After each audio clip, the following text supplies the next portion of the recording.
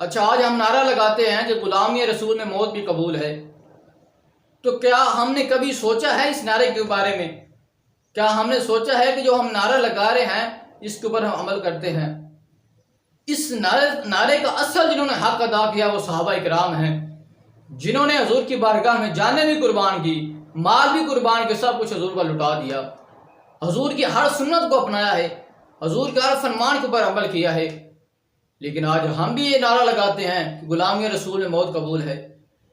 ہم یہ نعرہ نہیں لگاتے کہ غلامی رسول میں ہمیں 5 وقت کی نماز قبول ہے، غلامی رسول میں ہمیں داڑھی شریف رکھنا قبول ہے، غلامی رسول میں قرآن کریم پڑھنا ہمیں قبول ہے، غلامی رسول میں گناہوں سے بچنا ہمیں قبول ہے۔ ہم اس طرف تو آتے نہیں ہیں، لیکن ہم یہ نعرہ بڑا لگاتے ہیں کہ غلامی رسول میں موت قبول ہے۔ حضور کی سنت کو ہم نہیں اپناتے، حضور کے فرمان کو ہم نہیں مانتے، جبکہ حضور کا فرمان مبارک ہے کہ حضور نے ارشاد فرمایا قرۃ عین فی الصلاۃ، کہ نماز میری آنکھوں کی ٹھنڈک ہے۔ ہم نماز کے قریب تک نہیں جاتے۔ داڑھی شریف حضور کی سنت مبارکہ ہے، لیکن ہم داڑھی مبارک کو ہر روز کاٹ کے نالی میں بہا دیتے ہیں۔ قرآن کریم کے ہم قریب تک نہیں جاتے، لیکن ہم یہ نعرہ تو لگاتے ہیں کہ غلامی رسول میں موت بھی قبول ہے۔ تو ہم یہ کس زبان سے ہم یہ نعرہ لگا رہے ہیں؟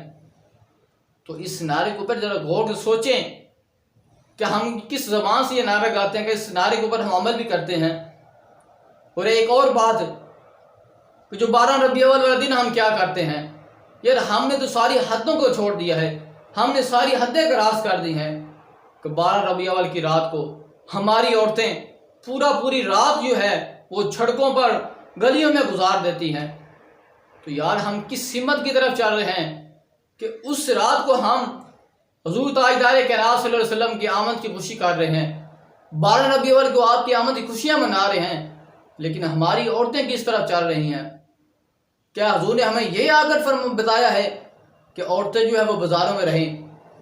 ہمارے اسلام نے، ہمارے دین نے تو عورتوں کا پردہ کرنے کا حکم فرمایا ہے، جبکہ حضور کے جگر کا ٹوٹرا، حضور کریم علیہ الصلوۃ والسلام کی پیاری بیٹی سیدہ طیبہ فاطمہ الزہرا رضی اللہ تعالیٰ عنہا، جو شرم و حیا کا پیکر ہیں، شرم و حیا کا مرکز ہیں، آپ کا جب وصال مبارک قریب آیا تو آپ نے وصیت فرمائی کہ جب میں وصال کر جاؤں تو میرا جنازہ دن کو نہ اٹھانا بلکہ رات کو اٹھانا، اس لیے کہ میں نہیں چاہتی کہ میرے اوپر جو ہے کسی غیر محرم کی نظر پڑ جائے۔ تو یار جب سیدہ طیبہ فاطمہ الزہرا حضور کے لگتے جگر ہیں، حضور کے جگر کا ٹوٹا ہیں، جب وہ فرما رہی ہیں کہ میرا جنازہ دن کو نہیں اٹھانا، تو ہماری عورتیں کس طرف چل رہی ہیں؟ ہم کس سمت کی طرف چل رہے ہیں؟ ہم کس طرف چل رہے ہیں؟ ذرا غور سے سوچیں۔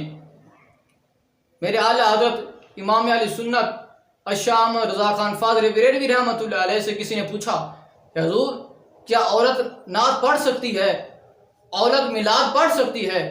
تو میرے اعلیٰ حضرت فرماتے ہیں، فتاوی رضویہ جلد 14 میں آپ فرماتے ہیں، آپ نے فرمایا کہ نعت پڑھنے کی دور کی بات ہے، اگر عورت یہ عمل کرتی ہے تو وہ عمل تو یہ اچھا کر لی ہے، لیکن اس کو یہ حرام کام کرنا جو ہے بجائے ثواب کے اس کو گناہ ملتا رہتا ہے۔